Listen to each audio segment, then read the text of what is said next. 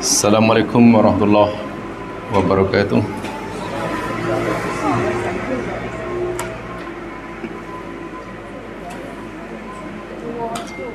Alhamdulillah wa syukurillah wa la hawla wa la quwata illa billah. Salatu wassalamu ala rasulillah wa ala alihi wa sahbihi wa mawala. Rabbi shrah li sadri wa yassir li amri wahlul 'uqdatam min lisani yafqahu qawli.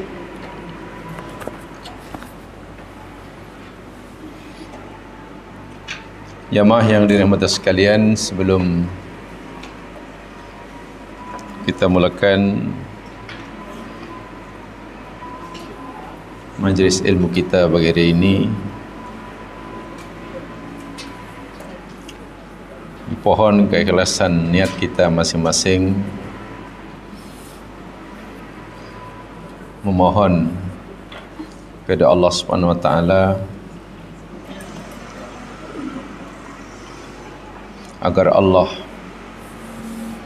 bersedia mengampunkan segala kesalahan dan menerima segala amalan yang pernah dilakukan oleh Allahyarham hamba Allah yang sangat mengharapkan kasih sayangnya, Syamsiah Hasim, yang telah berpulang ke rahmatullah.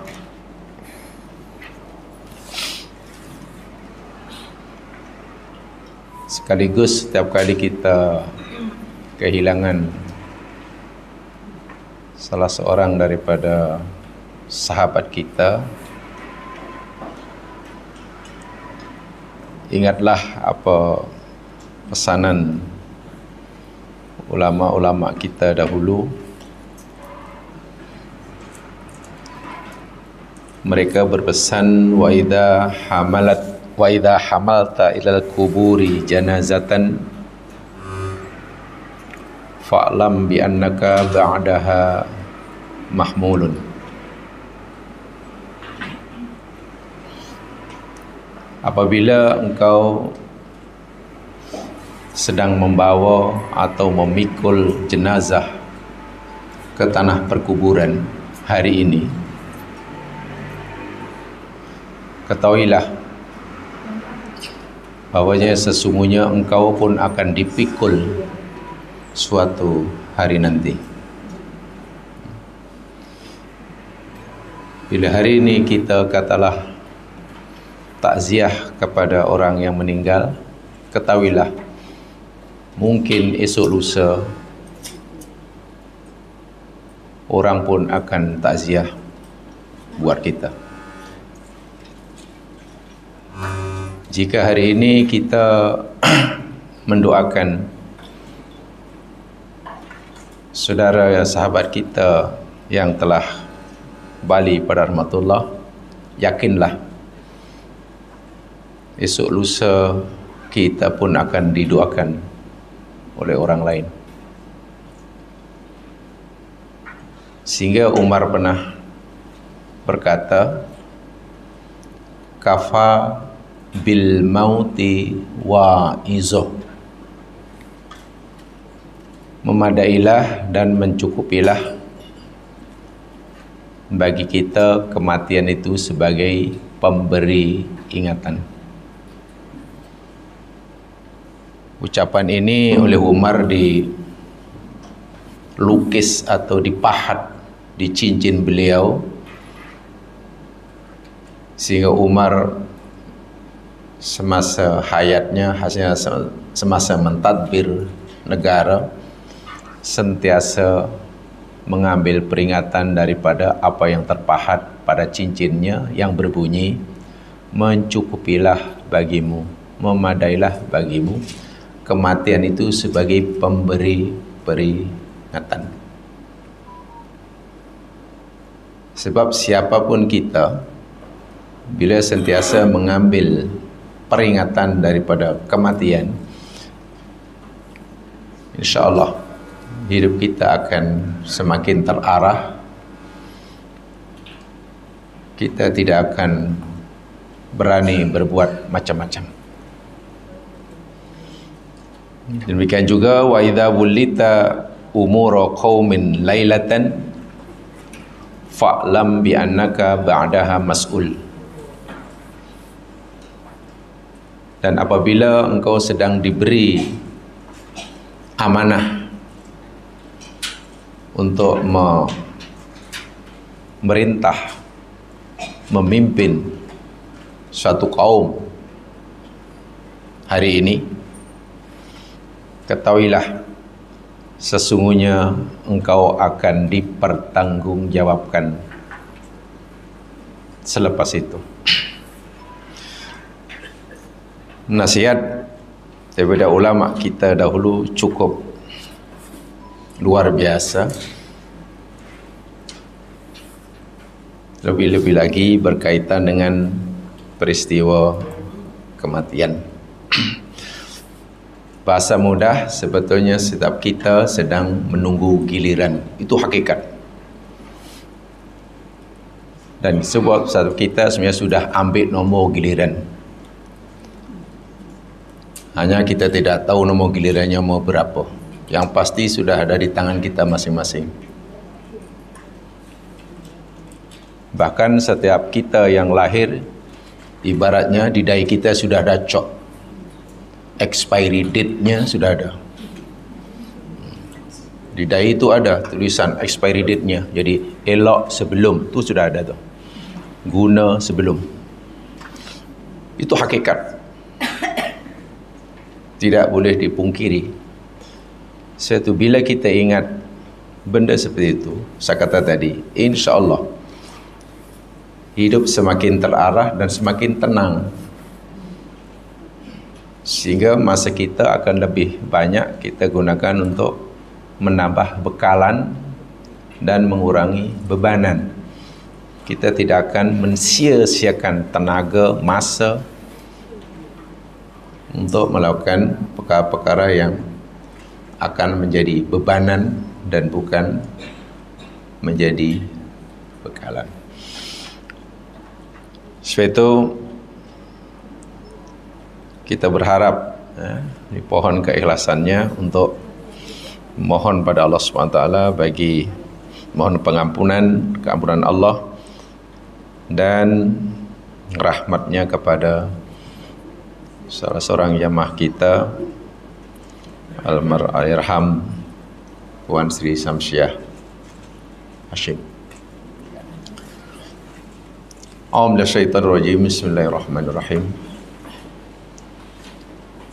Alhamdulillahirabbil alamin. Allahumma shalli ala Muhammad wa ala ali Muhammad. Allahumma lakal hamdu kulluh wa lakal syukru kulluh wa ilaika yurja'ul amru kulluh ala niyyatuhu wa sirruh.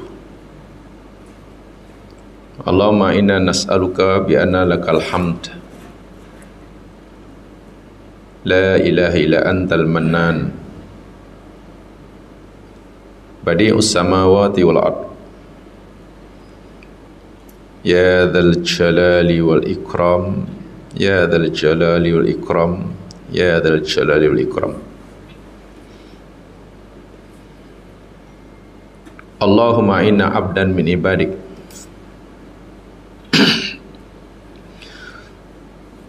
allati khalaqtaha wa sawaita khalqaha wa razaqtaha minat thayyibat wa an'amaha bi ni'matil imani wal islam abdakal hakirah ila rahmatik Syamsiah Hashim qad qabatta laha Allahumma ighfir laha warhamha wa'afiha wa'fu anha akrim nuzulaha wasi' mudkhalaha waghsilha bil ma'i wal thalji wal barad naqqiha minal khataya kama yunaqqat thawbul abyadu minad danas Wabdilha daran khairan min dariha wa ahlan khairan min ahliha wa zawjan khairan min zawjiha wa qiha fitnatal qabr wa adzaban nar. Allahumma inna abdakal hakirah ila rahmatik Syamsiyah Hashim fi dhimmatik wa habli jiwarik kiha min fitnatil qabr wa adzabin nar. Anta ahlul wafa'i wal haqq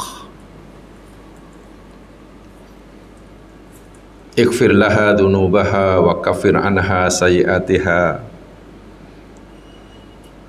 wa taqabbal minha hasanatiha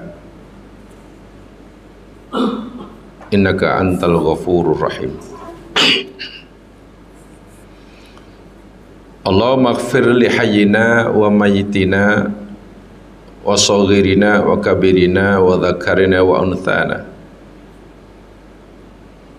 wa syahidina wa ghaibina.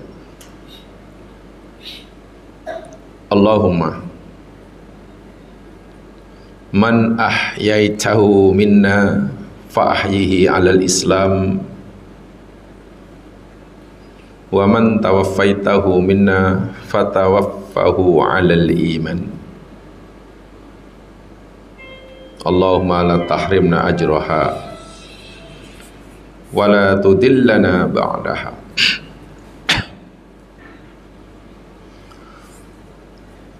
Allahumma anta rabbu 'abdikal haqirah ila rahmatik Syamsiyah Hashim. Anta khalaqtaha wa anta razaqtaha wa anta hadaitaha lil Islam wa anta qabatta ruhaha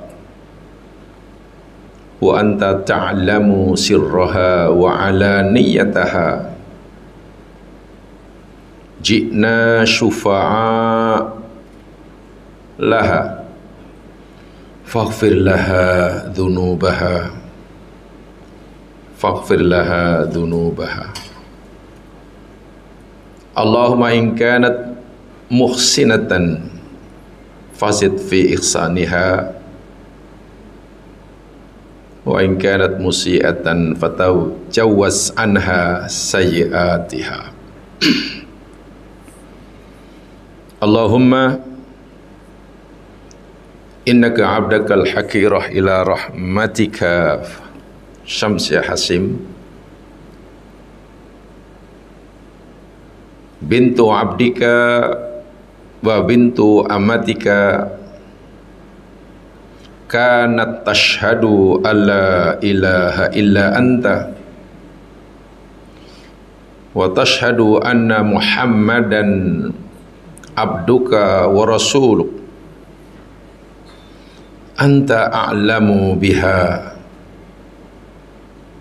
minna. Allahumma nawwir kuburaha waj'alha kuburaha rawdan min riyadil jannah wa la taj'al kuburaha khufratan min khufarin niran. Allahumma hadha du'a wa minkal istijabah istajib du'ana ya mujibad da'awat. Allahumma rabbana la taruddana khaibin wa la taj'alna bidu'aika minal ashqiya'i nadiminal khasirin. La ilaha illa anta subhanak inna kunna minadh dhalimin. Sallallahu ala Muhammad wa ala alihi wa ashabi ajma'in. Walhamdulillahi rabbil alamin.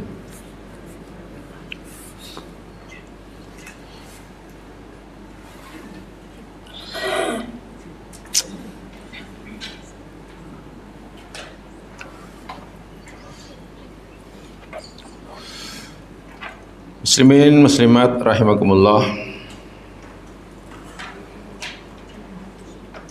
InsyaAllah kita akan teruskan siri kajian kita Suratul Furqan.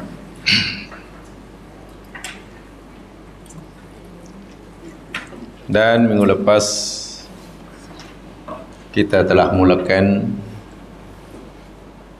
penafsiran kita bagi ayat yang ke-43.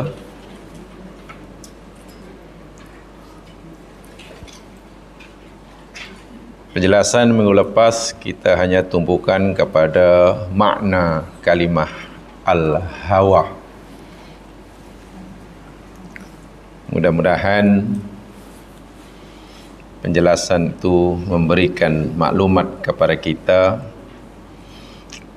untuk memahami sedikit banyak tentang apa makna al-hawa yang Allah selalu sebutkan di dalam Al-Quran tersebut. Hanya diingatkan lagi sekali, bila sebut al-hawa, ia sebetulnya masih bersifat neutral, dalam arti kata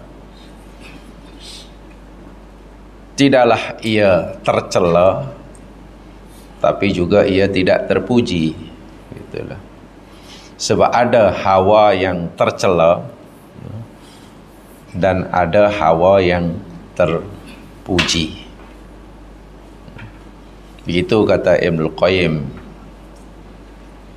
Mana-mana kecenderungan jiwa kita, kehendak kita kepada perkara-perkara yang berlawanan dengan syarak, maka hawa yang sebegitu tercela. Tapi mana-mana keinginan diri kita terhadap sesuatu yang selari dengan kehendak syarak, maka ia terpuji.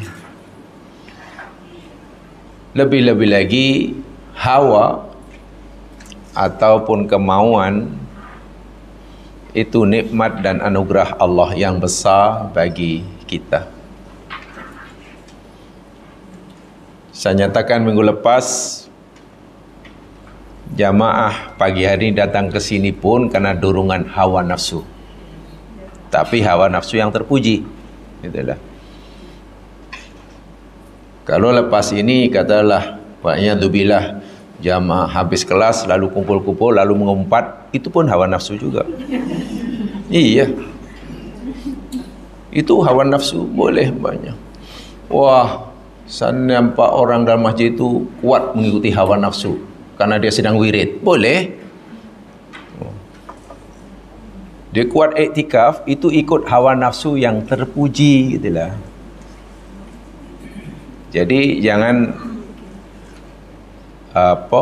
pukul rata bila sebut hawa nafsu maknanya benda tercela. Bukan.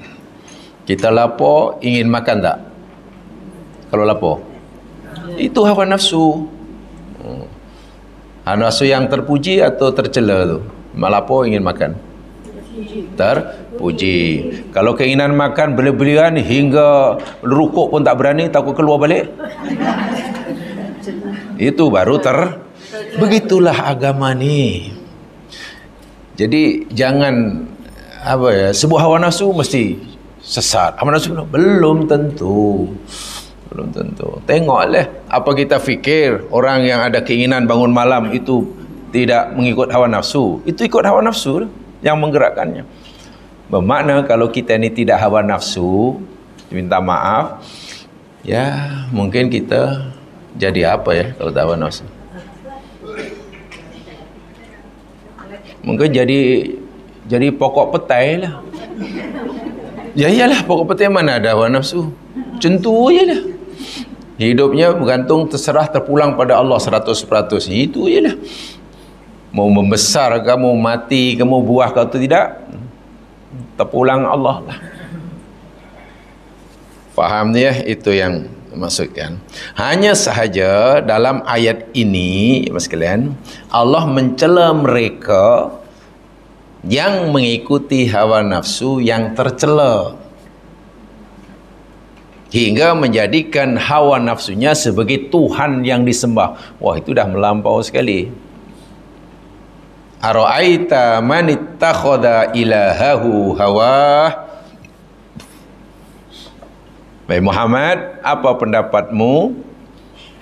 Beritahu aku orang yang telah menjadikan hawa nafsunya sebagai ilah. Jadi dia tidak menyembah Allah sebagai Tuhannya, tidak patuh pada Allah sebagai Tuhannya, tapi patuh kepada hawa nafsunya. So hawa nafsunya itulah Tuhannya. Ini orang yang paling sesat sekali lah. Lalu Allah tanya pada Nabi, adakah engkau wahai Muhammad bersedia nak melindungi orang macam tu? Tidak mungkin kan? Tidak mungkin. Baik, ini kita telah jelaskan dua istifham ini. Ara'aita man ittakhadha ilahu hawa, itu istifham juga. Istifham apa namanya? Ada yang ingat? Ada dua istifham kan, ada dua pertanyaan kan dalam ini. Satu, ara'aita man ittakhadha ilahu hawa. Istifham yang kedua, afa anta takunu alaihi wakila. Ada dua istifham. Istifham yang pertama itu apa namanya? Yang pertama, istifham yang pertama lil amar. Yang kedua, afa anta takunu alaihi wakila. Hai Muhammad, pada orang macam tu engkau nak bela ke? Engkau bersedia nak tolong orang macam tu ke, yang menyembah hawa nafsu, yang bertuhankan hawa nafsunya? Islam apa tu? Yang pertama binal amri, yang kedua lawannya nahi. Baru 1 minggu dah lupa. Betul lah, Melayu ni mudah lupa. Yang kedua tu larangan, maknanya Muhammad jangan kamu bela, jangan kamu lindungi orang-orang yang menyembah hawa nafsunya. Jangan kamu bela, jangan kamu ni. Aku tak benarkan kamu menjadi wakil. Wakil itu pelindung kan. Jadi larangan tu. Yang kedua tu larangan. Jadi Nabi ditanya oleh Allah, afa anta takunu alaihi wakila. Nabi tak boleh kata tak pastilah ya Allah, saya nak lindungi dia atau tidak. Tak boleh. Tak boleh jawab begitu sebab ini larangan. Baik. Sekarang kita teruskan jemaah sekalian. Jadi apa makna menjadikan hawa nafsu sebagai Tuhan, sebagai Tuhan. Ini sangat bahaya jemaah sekalian. Karena kalau orang itu menyembah hawa nafsu, segalanya dibimbing oleh hawa nafsu. Apa kata nafsu? Bahkan ketika ia menilai benda itu benar atau salah, lurus atau bengkok, katalah minta fatwa kepada hawa nafsu, ustadznya hawa nafsu, hancur ya sekalian. Jika kebenaran ini ditentukan oleh hawa nafsu, hancur. Bukan hancur masyarakat, bumi langit akan binasa. Lihat firman Allah, amaran Allah pertama. Tolong buka Al-Mu'minun, surah Al-Mu'minun ayat 71.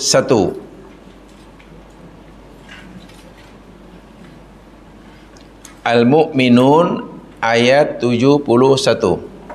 Ini amaran Allah sangat keras tentang bahaya yang akan ditimbulkan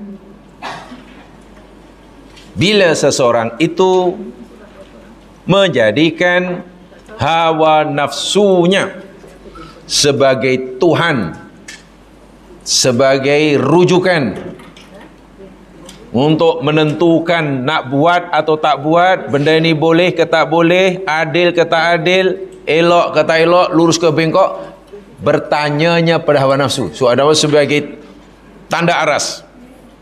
Oh. Al-Mu'minun 71. A'udzu billahi minasyaitonir rajim. Walau ittaba'al haqqu ahwa'ahum lafasadatis samawati wal ardu wa man fihin. Walau dan jikalau ittaba'a telah mengikuti al-haqqu kebenaran itu ahwa'ahum akan hawa nafsu mereka. Ini hawa nafsu yang mazmum atau yang mahmud agaknya? Mazmum. Apabila kebenaran itu mengikuti hawa nafsu, maknanya hawa nafsulah yang menentukan ini benar ke salah, bukan Al-Quran, bukan Allah, bukan Nabi, tapi hawa nafsu. Kita nak buat, kata nak buat, tanya hawa nafsu. Kita nak ambil, kita ambil, tanya. So hawa nafsu menjadi imam dia, ikutan dia untuk menentukan baik buruknya, lulus atau tidaknya. Apa kata Allah akibatnya? La, pasti. Lam itu maknanya pasti. Lam taukid namanya. Bukan hanya mungkin, pasti. Fasadat, rusak. Bahkan digunakan fi'il madhi di situ. Bukan fi'il madhi. Fi'il madhi itu memberi makna apa ya? Sedang, akan, telah. Sudah, sedang, akan. Madi. Maknanya terjemahnya sudah ke atau akan? Sudah kan? Sedangkan ayat ini cerita benda yang sudah atau yang akan. Apabila dan jikalau kebenaran itu mengikuti hawa nafsu, niscaya bumi, langit dan siapa yang ada di padanya rusak. Itu telah kata. Maksudnya akan kan? Maksudnya akan pada masa hadapan, tapi Allah gunakan fi'il madhi yang bermakna sudah kan. Agak-agak ini betul ke tak betul? Cerita benda yang akan berlaku tapi gunakan sudah.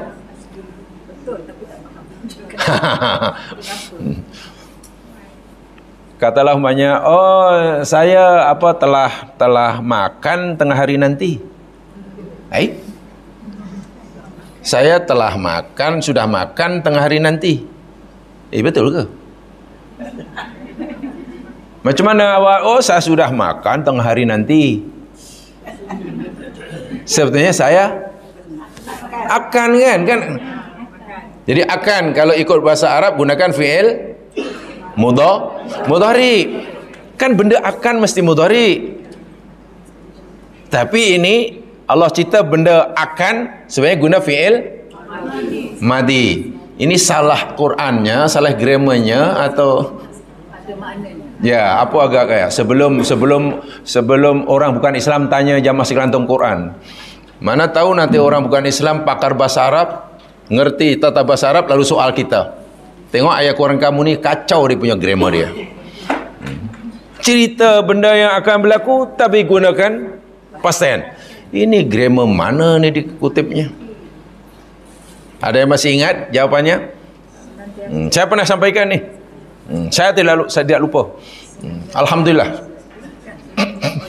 Nah, apa maknanya? Bila benda akan datang digunakan katalah ya mustaqbal, mana zaman mustaqbal ya, katalah okey.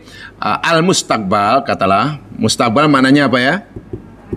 Benda yang akan belum, tapi Allah gunakan fi'il madhi. Apa maksudnya? Atau kadang-kadang benda yang telah lepas maknanya apa? Lepas madin, Allah madhi, tapi Allah takbirkan dengan fi'il mudhari. Ada yang masih ingat penjelasannya? Ini kaidah tafsir nih, penting sekali nih.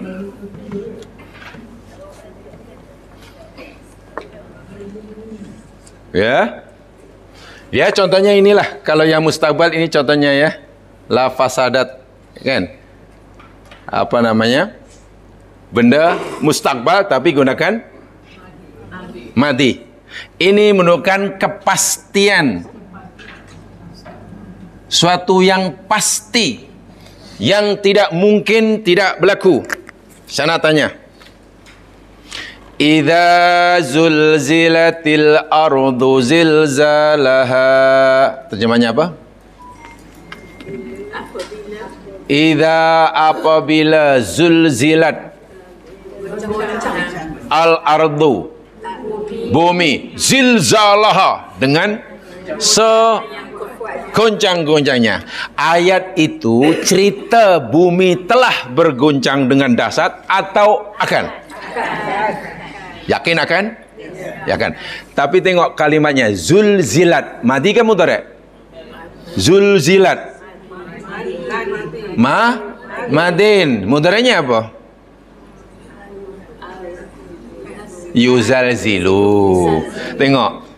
Apabila bumi digoncangkan, itu akan, tapi gunakan fi'il madin. Bila ada ayat seperti itu, ia membawa makna benda yang pasti berlaku. Maknanya kalau kita ditanya, agak-agak bumi nanti akan digoncangkan atau tidak, jangan jawab mungkin, jangan jawab mustahil, tapi jawab pasti. Dari mana kita tahu pasti? Gunakan fi'il madi untuk mentakbirkan faham? Tu bahasa Arab macam tu. Jadi bukan salah grammar. Salah grammar. Sementara bila fi'il madi, benda peristiwa yang telah berlaku, tapi Allah takbirkan dengan fi'il mudhari, ini memberi makna dua, ya. Sama ada untuk lidzammi, dhammun maknanya celaan, cela ke cela lah, mencela maknanya ya cela lah. Lawannya madhun, atau yang kedua untuk madhun lawan mencela apa? Memuji. Muji. Bila Allah, saya ulangi, bila Allah menggunakan kalimah mudhari untuk menceritakan peristiwa yang lepas, ada dua. Satu, Allah nak mencela benda itu, atau Allah nak memuji benda itu. Allah cela kerana buruknya perbuatan itu, atau Allah puji kerana baiknya benda itu. Baik, saya tunjukkan ayatnya. Tolong difahami ya, ini mustahil ini karena kita belajar tadabbur ya, bukan terjemahan. Kalau terjemahan insya-Allah surah Furqan 2 kali habis. Nah, kalau jamaah ingin mengejar habislah, senang nak khatam. Lihat umpamanya firman Allah Subhanahu wa taala, saya tunjukkan ayatnya ya. Ya, begini.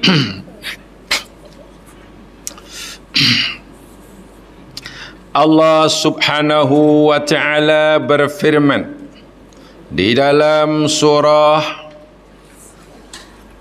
Al-Baqarah ayat yang ke-91. Al-Baqarah ayat 91.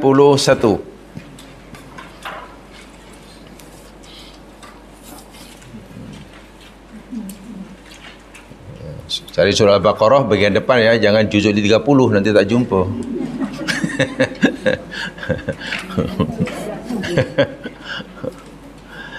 A'udzu billahi minasyaitonir rajim. Saya bacakan, wa idza qila lahum aminu, dan apabila dikatakan kepada mereka berimanlah kamu. Mereka ni mereka siapa agaknya ya? Dan apabila dikatakan pada mereka atau disuruh pada mereka berimanlah kamu bima anzalallah, kepada dengan apa yang Allah turunkan, yakni Al-Quran. Ayat ini juga pada siapa agamanya ya? Ada kafir, musyrik, ada macam-macam kafir. Ni kafir Hindu ke kafir apa ni? Lebih cara spesifik kepada siapa ni mereka ni? Quraisy lagi. Ahlul kitab mah. Ini pada Yahudi mah. Ahlul kitab, bukan kafir Quraisy, bukan munafik, tapi ahlul kitab. Apabila dikatakan diperintahkan kepada Yahudi, khasnya, hai Yahudi, berimanlah kamu dengan apa yang Allah turunkan. Maknanya iman pada Taurat pun iya, Injil pun iya, Quran pun kena iman lah. Qalu, mereka Yahudi kata, nu'minu bima unzila alaina. Ya, kami beriman dengan apa yang diturunkan ke atas kami. Maksudnya beriman pada apa nih? Taurat. Ya, kami beriman, Taurat beriman. Tapi kata Allah, wa yakfuruna bima wara'ahu. Dan mereka kufur dengan kitab atau apa yang Allah turunkan selepas Taurat. Apa itu? Injil lagi Quran. Mereka mendakwa, ya kami beriman pada Taurat. Itu kata mereka. Tapi Allah beritahu mereka, betul mereka kata beriman pada Taurat, tapi mereka ini kufur kepada kitab-kitab yang aku turunkan selepas Taurat, termasuk Quran. Wahal Quran itu Allah kata wahuwa al-haqqu. Sedangkan Al-Quran itu adalah kebenaran mutlak. Tolong ditambah kalimah mutlak, sebab itu ada alif lam. Bukan kebenaran yang biasa, kebenaran mutlak. Saya katakan kenapa tengahnya mutlak, kerana kebenaran Al-Quran ini tidak ada la raiba fih, tidak ada keraguan. Semua orang menerima Al-Quran, nilai kebenaran Al-Quran tidak akan bertambah. Semua tolak Al-Quran, nilai kebenaran Al-Quran tidak akan berkurang. Itu mana kebenaran mutlak, bersifat tetap. Quran ini mau diserang oleh seluruh manusia, Quran tetap benar, tak akan salah. Musaddiqal lima ma'ahum, yang kedua, sifat Al-Quran itu musaddiq. Mana musaddiq? Yang kalau al-haq kebenaran, musaddiq yang membenarkan. Lima ma'ahum, yang membenarkan bagi apa yang ada bersama mereka. Apa yang ada bersama mereka? Tadi Taurat. Mereka kata kami beriman pada Taurat, tapi mereka kufur pada Al-Quran. Sedangkan Quran itu kebenaran, dan isi Quran itu membenarkan apa yang ada dalam Taurat yang dibawa oleh Nabi Musa. Kan pelik. Nah, kepada orang yang mengaku beriman kepada Taurat, Allah suruh Nabi tanya pada mereka, kalau benarlah kamu, jika benarlah pengakuan kamu bahwa kamu ini percaya kepada Taurat, kul Muhammad, katakan pada mereka, tanya dia orang, falima taqtuluna anbiya Allah. Falima, famaka, lima, kenapa taqtulun, kamu membunuh anbiya Allah, nabi-nabi Allah, min qablu. Min qablu ni dahulu ke nanti? Dahulu. Ya, nanti ke dulu? Dulu dah. Lepas ke belum? Dah lepas. In kuntum mu'minin, jika kamu, ini menarik sekali bahasa dia. Jangan, kalau tengok terjemahnya mungkin tak nampak. Pertama, ayat ini bukan kepada Yahudi yang hidup pada zaman Nabi Muhammad atau kepada Yahudi pada zaman sebelum Nabi Muhammad. Ayat ini ayat ini ditujukan kepada Yahudi yang hidup pada zaman Nabi atau pada Yahudi yang sudah qalu. Dalam masa kan. Kalau pada qalu buat apa, dia dah kubur dah. Betul? Ayat ini itu kan kepada Yahudi yang hidup pada zaman Nabi. Pertanyaannya, adakah Yahudi yang hidup pada zaman Nabi ini pernah membunuh Nabi? Tidak kan? Yahudi yang hidup pada zaman Nabi Muhammad, ada rekod membunuh Nabi? Yang pernah membunuh Nabi Yahudi yang mana? Yang dahulu. Dalam arti tok nenek moyang lah kan? Tak, tok nenek moyang mereka. Bila yang pernah, yang ada rekod membunuh Nabi itu tok nenek moyang mereka, Kenapa Allah tanya pada Yahudi pada zaman Nabi, kenapa kamu bunuh Nabi? Kenapa Allah gunakan kamu?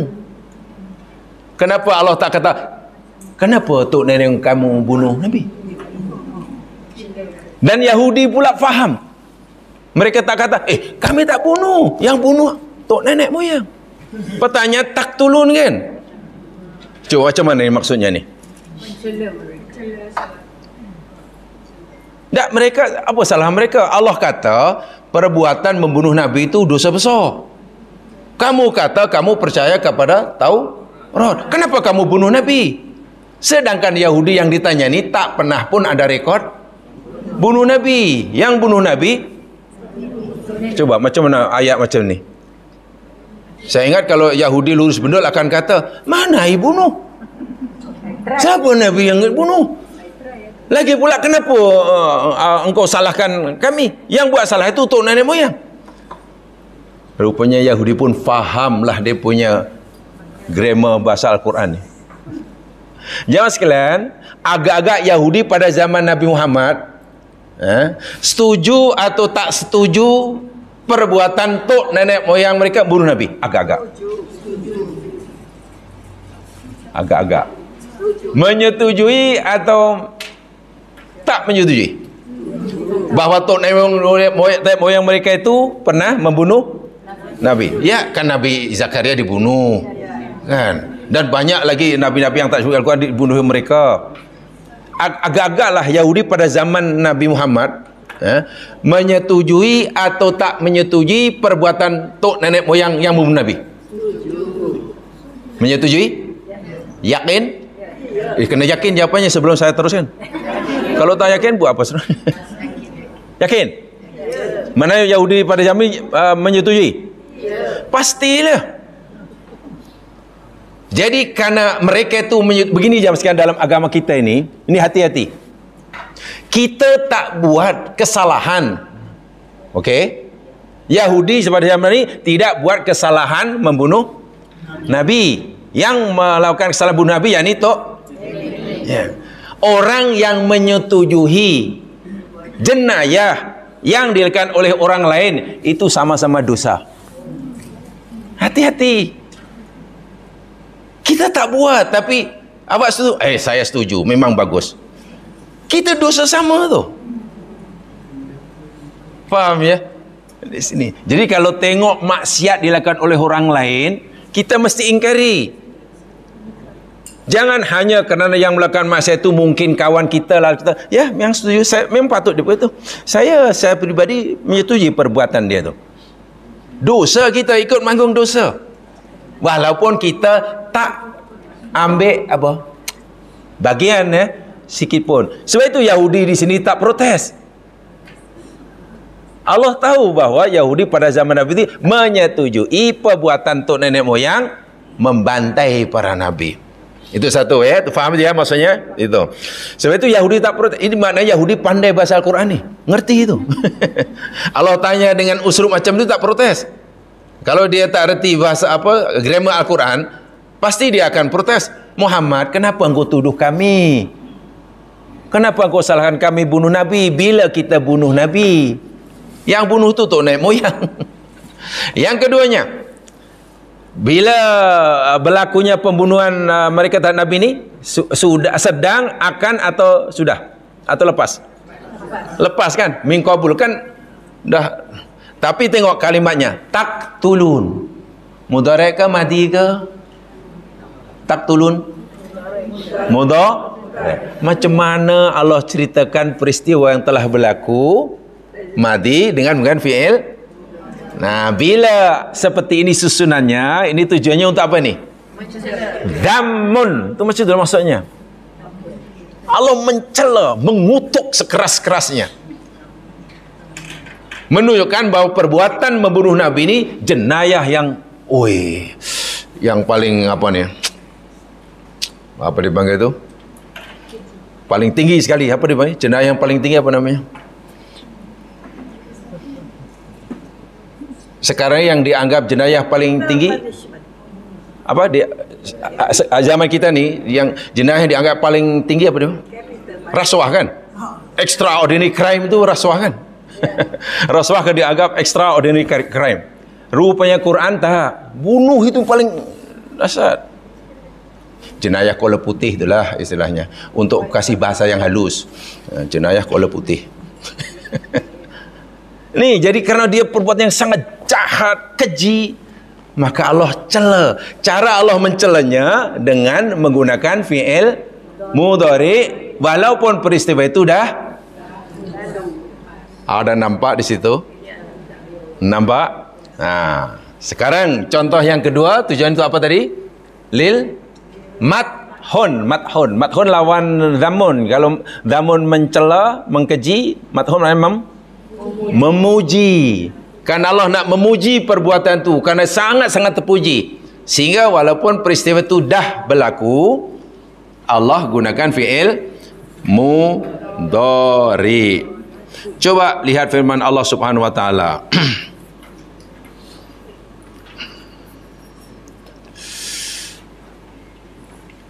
Lihat firman Allah Subhanahu wa taala dalam surah Al-Fath.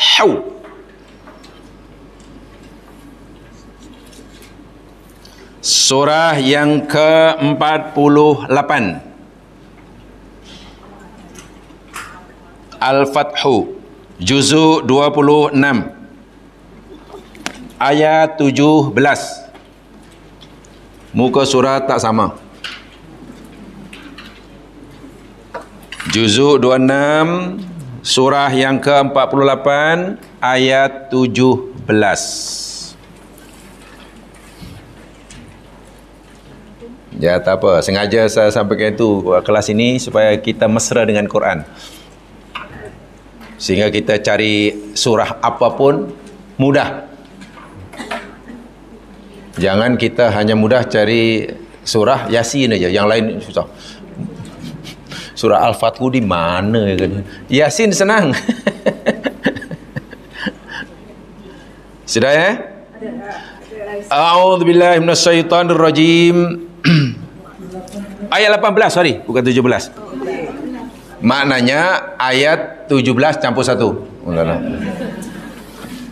Laqad radiyallahu 'anil mu'minina idh yubayyi'unaka tahta asy-syajarah.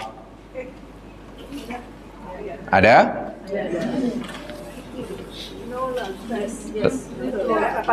18 bukan 81. Alahai. Laqad, demi sesungguhnya, radhiya telah ridha Allah 'anil mu'minin, terhadap orang-orang mukmin. Orang mukmin yang mana yang Allah ridha ni? Orang mukmin yang ketika tatkala yubayyi'unaka, mereka berbaiat. Baiat kepada engkau wahai Muhammad, tahta syajarah, di bawah sebatang pokok. Ini agak-agak baiat apa namanya ya?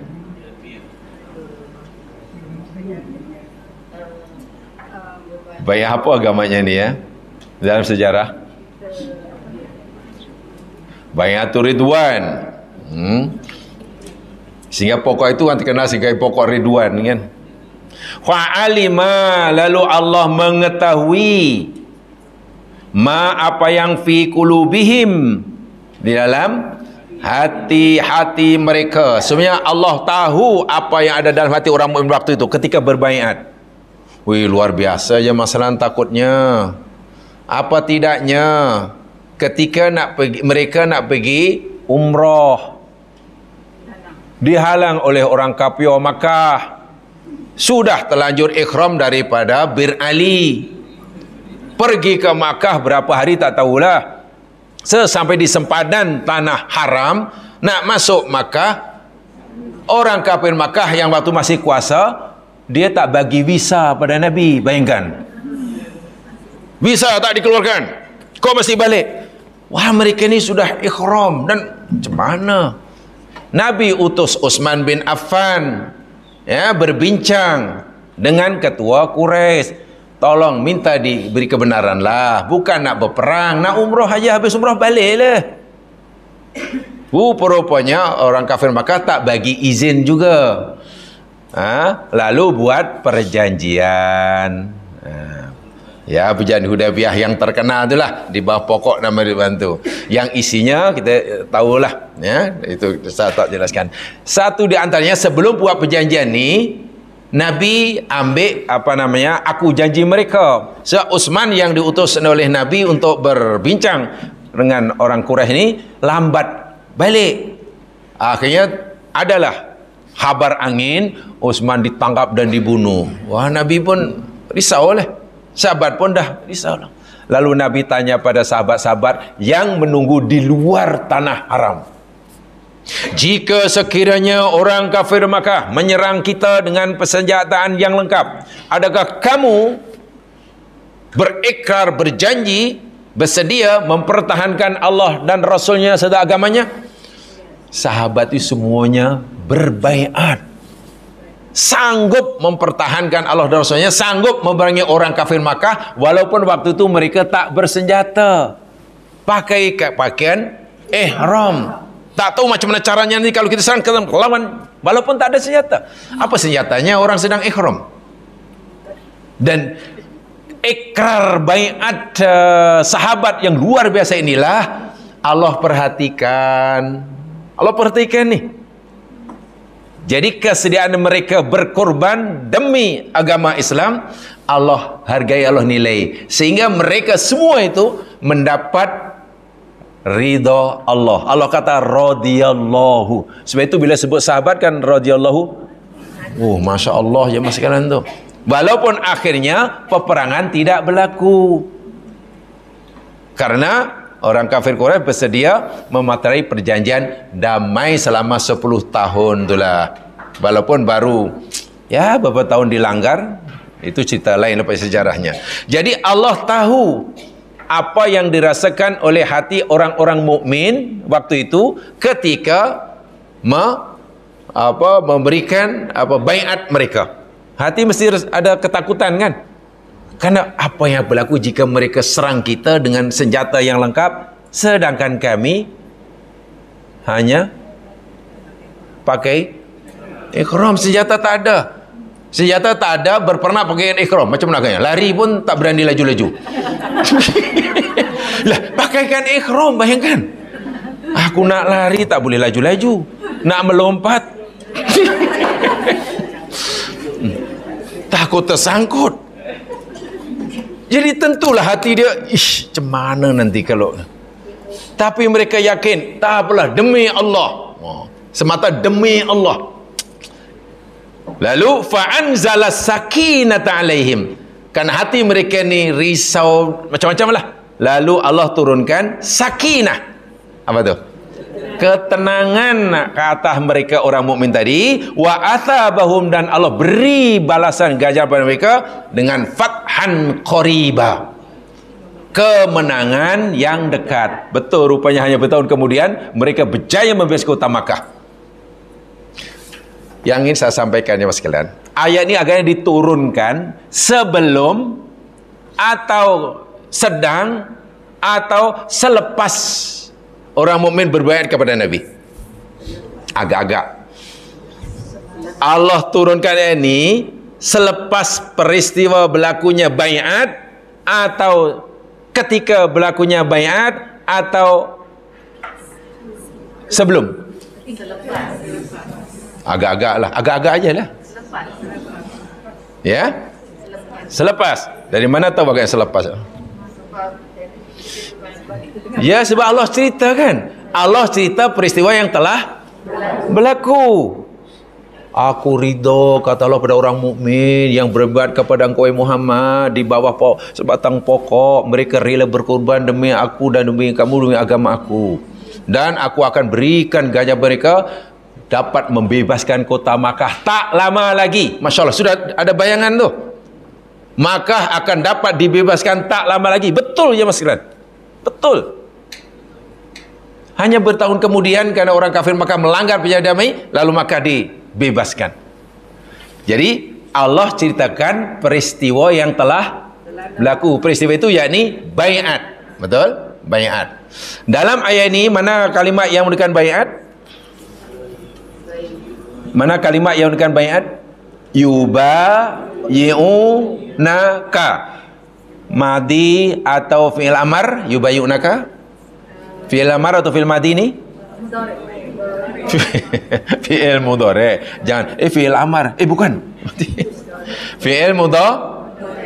Faham ya? Allah menciptakan peristiwa yang telah berlaku menggunakan fi'il mudhari. Bila susunan ayat seperti ini, faedahnya untuk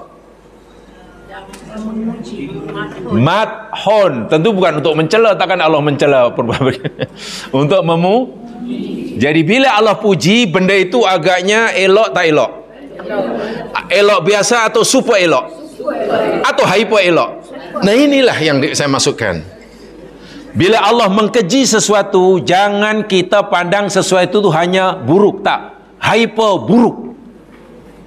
Bila Allah puji sesuatu, jangan kita anggap benda itu baik, tapi hyper baiklah. Atas hyper baik apa namanya?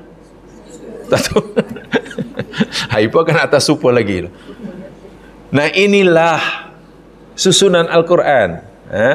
Jadi saya ulangi, jika peristiwa yang akan berlaku, tapi Allah takbirkan pada kita dengan menggunakan fi'il fi'il madi, memberi makna kepastian, tahqiq dalam bahasa Arab. Nanti lupa pula nanti tanya pula kepastian apa ke benda katanya. Ini dah tahqiqun. Tahqiq tu maknanya daripada hakun lah. Hakun maknanya benar kan, pasti. Jadi menunjukkan peristiwa itu pasti berlaku. Idza jaa nasrullahi wal fathu. Apabila datang pertolongan Allah dan pembukaan kota Makkah. Pertanyaannya, ketika Allah turunkan ayat itu, Makkah sudah dibebaskan oleh Nabi atau belum? Belum. Nabi belum berjaya membebaskan kota Makkah. Tapi Allah sudah beritahu kepada Nabi, apabila datang pertolongan Allah dan pembebasan kota Makkah, wa ra'aitan nasa yadkhuluna fi. Macam mana peristiwa yang akan berlaku tapi Allah gunakan fi'il? Kalau itu maknanya apa tu? Pembebasan kota Makkah pasti berlaku. Pasti, bukan mungkin. Jadi itu Masya Allah. Mana orang mukmin makin bersemangatlah karena diberitahu oleh Allah sesuatu yang pasti berlaku, yang sentiasa, yang selama ini diinginkan, diharapkan. Jadi bukan tentang bila masanya, itu terpulang Allah lah. Tapi benda itu pasti. Dan bukan hanya pasti. Masa berlakunya sudah hampir. Sebab itu gunakan idza. Idza itu apa yang selepas idza telah kita pelajari sama dahulu. Sesuatu yang akan berlaku dan dah hampir. Pasti berlaku dan dah hampir masanya. Hampir menurut Allah ya. Kalau menurut kita mungkin ya berhari-hari, berbulan-bulan, bertahun-tahun mungkin. So faham ni ya? Jadi dalam ayat ni, itulah maksudnya. Ini tak perlu diulangi ya nanti. Ini kali kedua ni. Maksud saya, kalau jamaah nanti gunakan ini untuk baca Quran, sebab bila saya tiap hari saya katakan, kita mesti tingkatkan kualiti kita baca Quran. Katalah kalau satu hari kita baca 3 kali lah, katalah 2 kali umpamanya, 3 kali. Pagi baca je lah, baca nak mengejar ayat lah. Oh, saya pagi ni nak baca 1 juzuk, sila baca. Macam tadarus lah. Mungkin nanti petang hari katalah nak baca lagi. Janganlah baca Quran petang hari macam pagi tadi, hanya baca tadarus saja. Petangnya mungkin ditukar dengan sambil membaca terjemahannya mungkin kan. Pertamanya. Jadi beza dengan yang pagi. Kalau pagi tadi mengejar jumlah ayat, petang hari mungkin ayatnya tak banyak dibaca kerana kita sambil memahami makna dia. Dah naik tu. Kalau malam katalah ada peluang nak baca, janganlah macam pagi dan petang. Mungkin malam hari baca 1 ayat saja.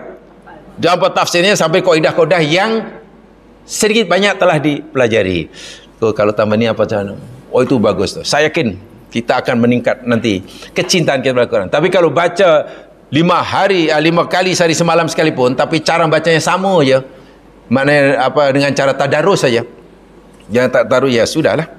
Walai tabal haq wa huwa man nafsati samawati wa bina wala ta'ina min dhikri wa hum min dhikri mu'ridun. Sadaqallahul azim. Apa yang awak baca tadi? Tak tahulah. Ya susahlah, berpuluh tahun pun macam tu lah. Maknanya kualiti kita macam tu lah. Kualiti bacaan maksud saya. Walaupun mungkin tajwidnya sudah betul.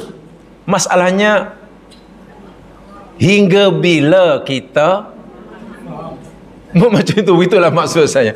Kan? Jadi mesti ada. Dan itu boleh dilakukan. Ya.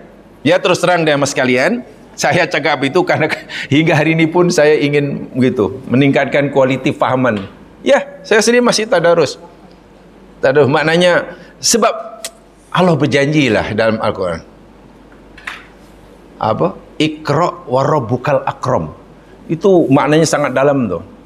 Iqra, ini wahyu pertama tu lah.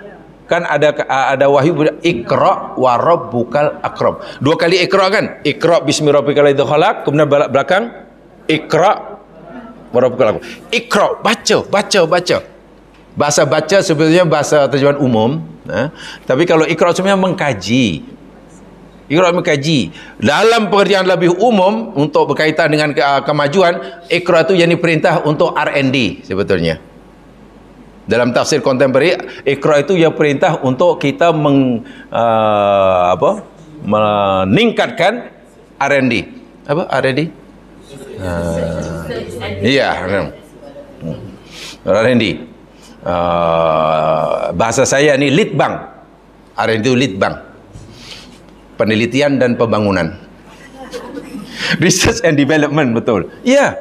Lalu Allah kata, Iqra, baca, cuba kamu baca. Walaupun yang kamu kaji itu ayat yang sama. Pagi baca ayat itu, kita kaji.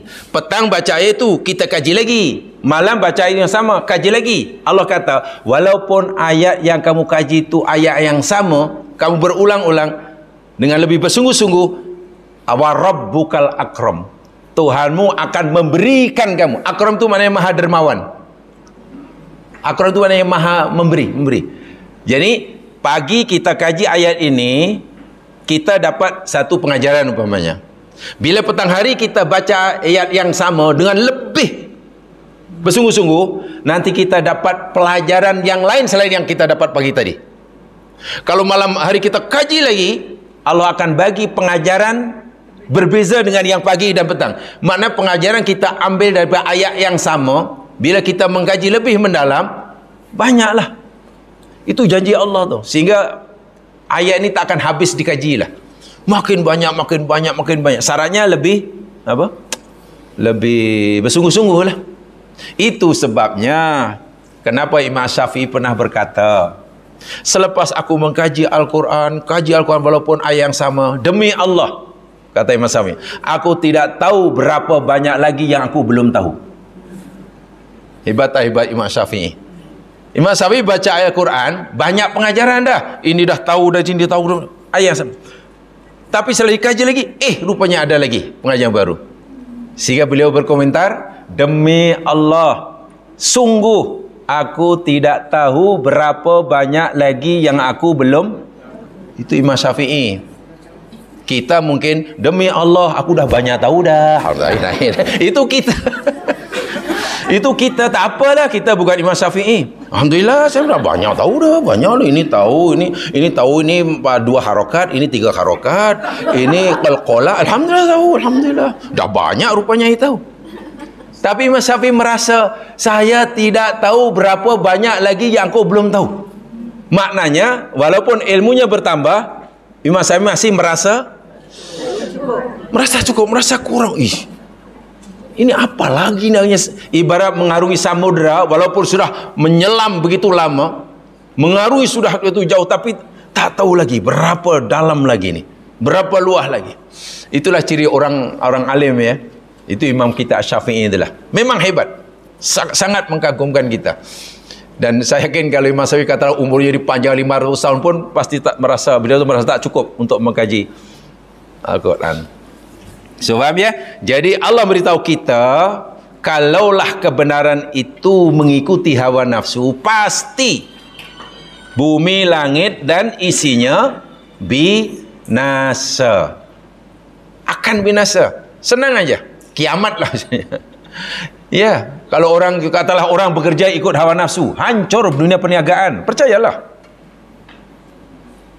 Berjiran, bermasyarakat, membiasa ikut hawa nafsu, rusak. Ya tak payahlah yang besar-besar. Kita bawa kereta ikut hawa nafsu. Balik kampung, jalan sesat, semua orang memandu ikut hawa nafsu. Apa yang berlaku? Ikut nafsu. Baru berjalan mungkin 10 meter sudah aksiden. Apalagi bila dah sampai simpang 4. Ambillah. Iya. Atau apa sajalah. Dalam bab agama, ikut hawa nafsu, bukan ikut apa Quran hadis. Hancur. Jadi, ya kiamat lah gitulah. Kiamat. Jadi apapun, jadi siapapun. Ikut hawa nafsu tak jadi. Tak payah yang besar-besar. Zaman nak masak kari pap ikut hawa nafsu, jadi apa? Nak masak kari pap tapi ikut hawa nafsu. Ya, jadi putu mayam jemaah sekalian. Jauh kan. Hasrat hati nak buat kari pap, jadi putu mayam. Wal iyadu billah tsumma billah. Jangan. Ya, ini amaran Allah Subhanahu wa taala. Baik, itu secara umum. Kata Dr. Said Tontowi almarhum dalam tafsirnya Al-Wasit untuk mengambil keberkatan ilmu ulama-ulama kita. Jadi saya bacakan apa kata Dr. Said Tontowi, mantan Syekhul Azhar, sudah almarhum ya. Beliau mengarang tafsir, nama tafsirnya Al-Wasit. Thumma yuhmilumul Qur'an wa yatrukum fi tughyanihim ya'mahun wa tafitu bil khitabil Nabi sallallahu alaihi wasallam yasni an nafsihi wa yusallihi amali qauminhum wa yubayyana lahum haqiqata halihim fayaqul. Allah Subhanahu wa taala setelah menceritakan kesesatan mereka dalam ayat sebelumnya, lalu Allah Subhanahu wa taala menghibur Nabi sallallahu alaihi wasallam melalui ayat ini. Ayat ini sebenarnya hiburan, mengandungi hiburan Allah kepada nabinya. Tasliyah namanya. Tasliyah ini hiburan lah. Ya, bahasa hiburan. Atau apa ya? Selingan ya. Contoh katalah majlis katalah dah berjalan 3 jam, kan penat kan? Odong ini penat. Lepas itu ada, mari sekarang kita rehat dan kita menyaksikan pertunjukan anak-anak kita. Main tiup belon dan letupan belon. Itu namanya tasliyah. Jadi otak pun rehat, jadi itu namanya tasliyah. Dan perlu tu, Quran pun sering kali ayat-ayat dia ada nilai tasliyah pada baginda Nabi. Jadi tasliyah itu tidak dosa jemaah sekalian. Dibenarkan oleh syarak asal ia syar'i. Tasliyah yakni dengan Allah memberitahu hakikat perangai sifat sebenar. Begitulah orang-orang kafir tersebut ya. Orang kafir tersebut. Jadi Nabi tidak perlu lahiran. Nah, ara'aita man ittakhadha ilahu hawa. Itu tasliyah sebetulnya. Muhammad, kamu sangat mengharapkan keimanan kaum kamu di Makkah ini. Aku tahu kamu sangat-sangat menginginkan mereka ini menerima, mendengar dan mengikuti arahan kamu. Tetapi aku beritahu kamu, orang-orang yang kamu harapkan imannya ini, dia tak bertuhankan aku. Jangankan engkau dipatuhi, didengar, aku pun tak didengar, kata Allah. Karena mereka telah bertuhankan hawa nafsunya. Jadi jika Nabi katalah mereka tidak beriman, ya Nabi tidak perlu kecewa lah. Karena mereka sendiri memilih untuk tidak beriman. Coba, Nabi punya harapan besar orang kafir Makkah ini menerima Islam. Tapi Allah beritahu mereka ini dah menjadikan hawa nafsu sebagai. Jadi Nabi tidak perlulah berterlalu tinggi harapan dia. Kan? Itu nama tasliyah. Jadi jika sekiranya nanti kaumnya tetap tidak menerima ajarannya, ya kalau kecewa pun tidaklah bersangatan, gitulah. Tidaklah bersangatan. Jadi ini apa namanya, tasliyah, kata beliau. Ibnu Abbas pernah berkata, contoh ya mas sekalian ya, contoh bahwa orang kafir Quraisy ini bertuhankan hawa nafsu, bukan bertuhankan Allah. Ibnu Abbas berkata, kana rajulu fil jahiliyah ya'budul hajarul aswad ahadul abyad zamanan. Adalah ada seorang jahiliyah kafir Makkah pernah mengabdikan diri menyembah batu berwarna putih dalam jangka masa yang agak lama. Jadi Tuhan yang disembah batu yang putih lah. Bagi mereka ini ajaib, jadi disembah. Fa idza ra'a ghairu ahsana minhu abdatsani wartarka awal. Setelah orang jaliyah yang menyembah batu putih agak lama tadi nampak jumpa batu yang lebih cantik, ditinggalkan batu yang pertama. Ini tak cantik, ini lagi cantik, tukar Tuhan. Baik, hakikatnya itu sembah batu atau sembah hawa nafsu? Itu sembah hawa nafsu lah, sebab tempoh hari nafsu dia suka batu ini. Kalau itu aku sembah ini, sembah anggur. Lain minggu, lain bulan jumpa batu yang lebih cantik, nak keinginan pun nih lebih suka. Kalau itu ini Tuhan aku. Jadi bertukar-tukar Tuhan tu biasa. Iya. Dalam satu sirah, dan itu sahih. Mereka pergi berburu. Kan penghidupan orang kafir Makkah ni untuk mendapat bekalan daging kan, jadi berburu satu darahnya. Berburu itu dah jadi satu sunnah hidup lah untuk mendapatkan bekalan daging ya. Dan binatang yang diburu agaknya rusa agaknya pada masa ya, mungkin rusa ke burung ke mungkin dop ke, mana lah tahu. Takkan berburu unta, mana ada unta liar. Jadi ketika mereka berburu, mungkin nak cari rusa ke apa, di Makkah banyaklah binatang-binatang yang jinak, binatang buran, tapi juga ada binatang-binatang buas. Serigala pun ada, yang ni banyak. Ulau pun ada. Jadi begitu mereka ketakutan dalam suasana yang mencekam karena melihat binatang-binatang buas ketika berburu, mereka takut. Lalu ingin minta pertolongan pada Tuhannya. Gitu lah. Ingin memohon pertolongan pada Tuhannya. Malangnya Tuhannya tertinggal di rumah. Lah, Tuhannya kan patung.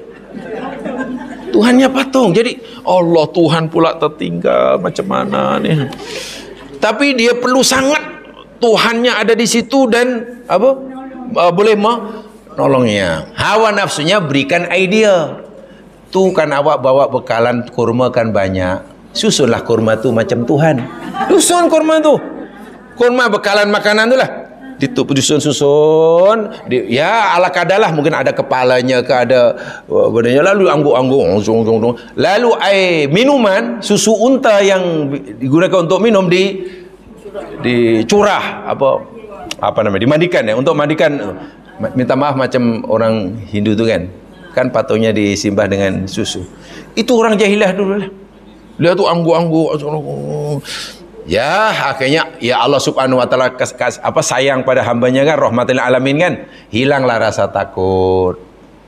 Bukan mana patung tamar itu yang berkuasa, Allah yang bagi hilang rasa takut. Dah tenang dah ni, akhirnya lapo pula. Lah, lepas kejar-kejar lapo leh. Lapo pula, macam mana aku ni? Lapo dia tenung punya Tuhan dia. Aku nak makan ini Tuhan ni. Tuhan yang baru menyelamatkan diriku ni. Tapi kalau tak makan, lapo ni tak tahan ni. Akhirnya macam mana ni? Tuhan pun Tuhan lah, makan. Itu ada dalam sirah ya mas sekalian. Tahu tak macam tu? Dia Tuhannya patung ke, tamar ke? Apa tu? Hawa nafsu tu macam tu lah. Bagaimana sesatnya orang macam ni. Macam mana? Ish. Ya Allah, ya Tuhanku. Apa itu maknanya? Apa itu ya maksud jahiliyah ni? Agak menurut jamaah sekalian, pasal itukah mereka mendapat gelar jahiliyah? Jahil? Jahili bodoh ya? Apa itu maksudnya bodoh tu sehingga apa buat apa namanya patung daripada makanan, sekali lapar dimakan balik? Agak-agak. Maklumat yang jamaah telah terima, telah dapat apa tu? Apa itu maksud jahiliyah? Bodoh. Mereka ni bodoh, jahiliyah. Kalau mereka akan bodoh, mereka ni ahli perniagaan ya sekalian. Iya. Pakar bahasa. Luar biasa tu. Oh, maknanya hebat. Macam mana panggil bodoh ya? Ya, ada beza jamaah sekalian ya. Baik, ini tolong difahami. Ringkas saja. Dalam Al-Quran, kalimah bodoh, dalam bahasa Melayu bodoh dalam bahasa Al-Quran ada dua istilah. Satu, jahil. Jahil pun maknanya bodoh. Yang kedua namanya safih. Safihun. Pernah jumpa kalimah safih dalam Quran? Yang zamannya sufaha, pernah baca ayat ada sufaha? Qalu anu'minu kama amanas sufaha. Sufaha itu bentuk jamak, plural. Singularnya safi. Jahil ini seorang, kalau ramai juhala atau jahilun, juhala. Ini safihun, sufaha. Jahilun, juhala pun boleh, jahilun pun boleh. Maknanya kedua-dua ini dalam bahasa Melayu sama tu masalahnya. Anu'minu kama amanas sufaha. Adakah patut kami hendak beriman sebagaimana orang-orang bodoh beriman? Kenapa di situ gunakan sufaha? Kenapa tak gunakan juhala? Tapi ayat yang lain, bal antum qaumun tajhalun. Bahkan kamu adalah kaum yang jahil. Jadi kalau kita tengok terjemahan, insya-Allah tak tahu makna perbezaan ini. Begini jemaah sekalian ya. Jahil tu bukan orang bodoh, maknanya tidak ada ilmu, bukan. Jahil itu merujuk pada orang yang ada ilmu, ada pengetahuan, ada pemahaman terhadap sesuatu, tetapi berbeza dengan pemahaman yang sebenar. Mana pemahamannya salah lah.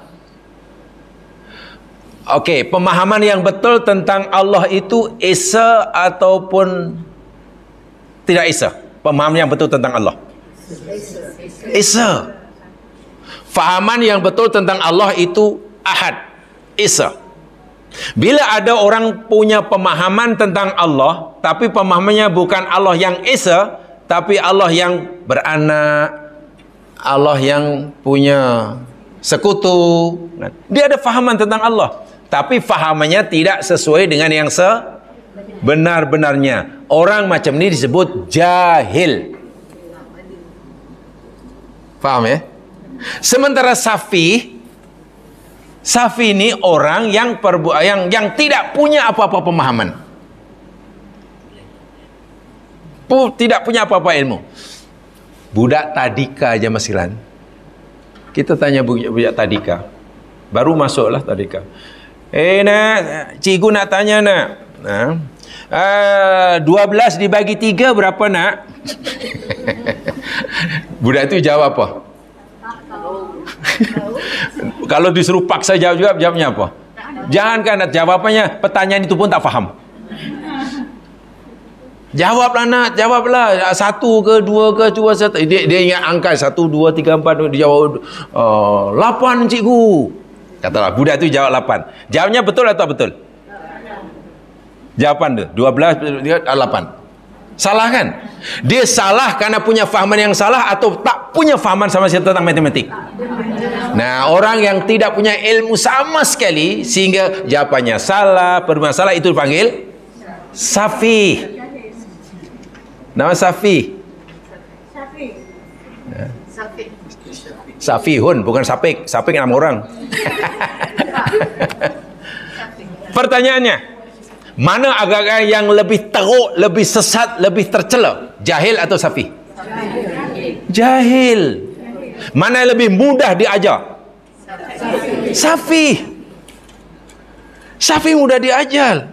Kenapa? Dia belum punya apa-apa fahaman. Sebab itu ditanya semua salah. Tak apalah, tapi kalau kita ajar nanti betul. Coba kalau kita ajar orang yang jahil. Bertekak kita.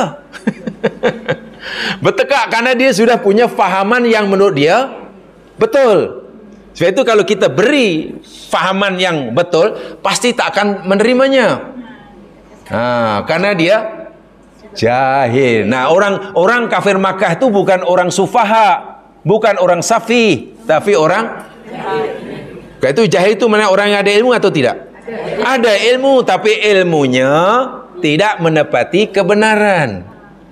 Dan itu, jadi kalau hari ini katalah, ramai orang safi atau orang jahil? Tak perlu dijawab, tak perlu dijawab. Jadi jangan khawatirlah kalau berhadapan dengan orang safi. Safi itu contohnya kanak-kanak itulah. Yang manalah tahu semua. Semua tak tahu. Buat ini tak betul, buat ini tak betul. Ya namanya safi.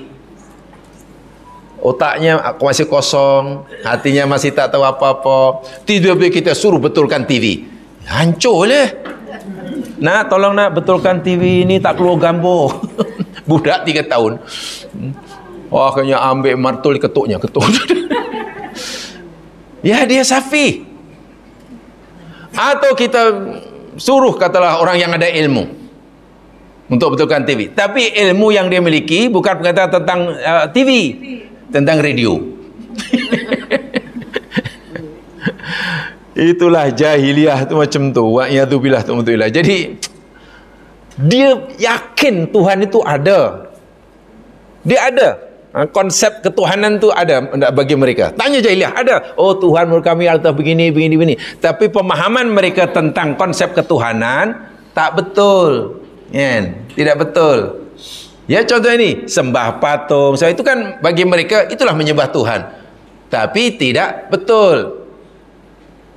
Mereka yakini itu benar. Nah, orang yang punya ilmu macam ini namanya jahil. Sementara kanak-kanak dia yang belum balik, yang jiwanya masih suci dan mungkin hanya ikut-ikutan orang tuanya, disebut safi. Harapan kita besar untuk mendidik, mengarahkan safi daripada jahil. Sebab jahil itu sudah macam mana tu ya? Susah je mas kan. Sebab itu hati-hati ya. Sebab itu bagi kita lah, saya setuju. Siapa dulu yang pernah cakap menteri apa dulu yang lama tu? Sebenarnya jasa guru yang paling besar sekali, yakni Cikgu Tadika tu lah. Cikgu Tadika tu jasanya luar biasa aja mas. Sebab ia mencorakkan jiwa murid yang masih kosong. Kalau masuk universiti tu dia ada murid sendiri. Tadika tu Tadika Darjah 1 gitu. Sebab itu saya yakin zaman tahulah. Di Jepun kan keutamaan pendidikan kan Tadika dan sekolah rendah kan. Di Jepun Tadika ni paling tidak 6 bulan tidak diajar membaca dan menulis. Paling tidak 6 bulan pertama. Diajar tentang adab, tentang tentang adab lah. Macam mana jaga kebersihan, macam mana tolong kawan. Bahkan ada, saya pernah tengok YouTube tu, cikgu Tadika tu berjalan memasuki ruangan macam ni, lalu depan murid, lalu cikgu ni dengan sengaja menjatuhkan pen. Sengaja. Woi, berebut murid-murid mengangkat menolong cikgu tadi. Kalau kita agaknya jatuhkan, jangan bag pun mungkin. Ya. Murid-murid boleh sila makan. Makan apalah, gula-gula apa tu. Tapi pastikan buang ketah dia tu di tempat yang telah disediakan. Selagi tak jumpa, jangan dibuang. Ni kocek. Karena tak jumpa, di situ tak ada tong sampah, dikocek. Sampai jumpa tong baru 6 bulan diajar benda macam tu. Adab, menghormati. Ada kawan sengaja murid ni Panggil cikgu, panggil, masuk ni, dan pakai baju tu butangnya sengit. Macam ya sengit lah, tak apa? Tak ada. Lalu dibawa oleh cikgu ni, letakkan di depan apa? Disuruh duduk berdiri depan murid yang lain. Ramai yang angkat tangan ingin membetulkan. Betul. Prihatin luar biasa. Paling tidak 6 bulan untuk itu. Belum diajar membaca menulis. Agaknya kalau kita punya anak 6 bulan belum diajar menulis macam mana? Wah, kita jumpa cikgu, ini apa ni, 6 bulan pun tak faham. So, itu penting sebenarnya, sebab itu mencorakkan bila besar nanti. Kita kan tak sabar-sabar nak mengajar anak membaca menulis kan. Masih dalam kandungan pun sudah diletakkan, dipasangkan radio. Bahasa Jepun sudah pun. Mana tahu nanti budak lahir terus pandai bahasa Jepun. Kita macam tak sabar-sabar. Itu akhirnya susah sikit. Wah, itu safih itu. Kalau tak dicorakkan dengan betul, memang menggelikanlah jamaah sekalian orang jahiliah ni. Bayangkanlah, jumpa batu putih disembahnya. Lain kali bila jumpa lebih cantik, tukar. Bingung minta tolong pada Tuhan, Tuhan pula tertinggal di laci. Semana? Inilah orang yang menjadikan hawa nafsu sebagai Tuhan. Dia bukan sembah patung tu, bukan sembah tamar, sembah hawa nafsu. Sesatnya luar biasa ya, sangat-sangat biasa. Undur ya Muhammad fi ahwali haul kafirin. Coba perhatikan perangai kaum kamu yang kafir itu. Fa innaka lan tara jahalatan ka jahalatihim. Kalau kamu perhatikan perangai kaum kamu, engkau tidak akan melihat kejahilan melebihi daripada kejahilan mereka. Mana kejahilan yang paling maksimum? Kejahilan kaum kamu itulah jahalah. Li'annahum idza hasuna lahum hawahum syai'an ittakhaduhu ilahan lahum. Karena mereka apabila melihat sesuatu yang lebih baik menurut hawa nafsu mereka, mereka terus lantik dan dibuatkan menjadi Tuhan. Tak kira lah. Tengok batu lebih cantik, ini Tuhanku. Mungkin tengok unta lebih cantik, ini Tuhanku. Mungkin tengok pokok tamar yang ini Tuhanku. Bila tamar tadi lebih cantik karena tamar itu rukuk, ini Tuhanku. Orang sekarang kan begitu jamaah sekalian. Kalau tengok pokok macam cantik macam tu, ya biasalah. Tapi bila tengok pokok tiba-tiba rukuk atau buat macam angka 8, wah, ini subhanallah, ini mesti ada apa-apanya ni. Tak berani tu nak makan buahnya karena pokok itu bentuknya angka 8. Bila tengok pisang tiba-tiba ada 4 tandan keluar, mungkin jangan main, ini bukan pisang sembarangan ni. Pisang biasanya hanya 1 tandan. Biasa ini 4 ni, jangan main-main ni. Ini akhirnya nak makan pun tak berani, nak jual pun tak berani. Takut nanti sakit perut. Bukankah itu mana sudah ada kepercayaan bahwa ini ada apa ya? Ada sifat-sifat uluhiyah dan rububiyah. Itu syirik namanya. Itu syirik. Tengok ayam mungkin kakinya 2, biasalah. Tiba-tiba ayam kakinya 6. Woi, pasti mesti ini bukan sebarang ayam ni. Mungkin tak berani nak sembelih dan tak akan jual. Dan mungkin ada orang datang ke rumah nak menawarkan harga yang tinggi. Cik, boleh tak cik ni jual ayam cik ni saya beli 10,000. Kenapa tiba-tiba ayam yang berkaki 6 harganya jadi 10,000? Sedangkan yang berkaki 2 hanya RM20. Kan elok belikan 10,000 itu ayam yang berkaki 2 boleh dapat berapa? Takkan hanya lebihan 4 kaki jadi mahal.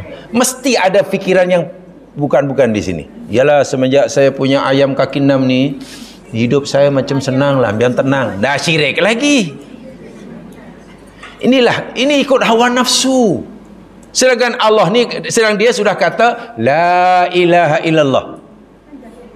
Sudah kata alhamdulillahi rabbil alamin. Sudah kata iyyaka na'budu wa iyyaka. Kenapa tengok ayam berkaki 6 tiba-tiba bergoncang? Itulah hawa nafsu. Jangan, orang mukmin tidak boleh. Itu berat sekali itu ya. Itu syirik namanya. Itu syirik. Jadi Kalau jahiliyah itu terkutuk, jangan mewarisi sifat jahiliyah. Gitu. Jangan mewarisi sifat jahiliyah. Wa'iyadzubillah ta'udzubillah. Ya silakan. Sementara itu saja. InsyaAllah kita akan sambung kesempatan yang lain. Saya tidak sempat menyampaikan mata yakun itu berarti syirkan akbar, mata yakun maksiatan. Sebenarnya ada yang mustahak bila mengikuti hawa nafsu menyebabkan syirik, dan bila mengikuti hawa nafsu menyebabkan maksiat. Ada kita mengikuti hawa nafsu, kalau kita ikuti hawa nafsu menyebabkan kita syirik, dan syirik itu dosa besar. Bila kita mengikuti hawa nafsu menyebabkan kita melakukan maksiat. Ini ada berbeza tu ya. Ada berbeza. Sebab yang syirik lebih besar pada sekadar maksiat. Itulah. Ini dalam tafsir telah dijelaskan ini oleh ulama tafsir. Wallahu alam. Subhanakallahumma bihamdika asyhadu an la ilaha illa anta astaghfiruka wa atubu ilaik. A'udzu billahi minasyaitonir rajim. Insana fi khus alladziina aamanu wa shalihat wa tawassaw bil haqq wa tawassaw bis sabr. Assalamualaikum warahmatullahi wabarakatuh.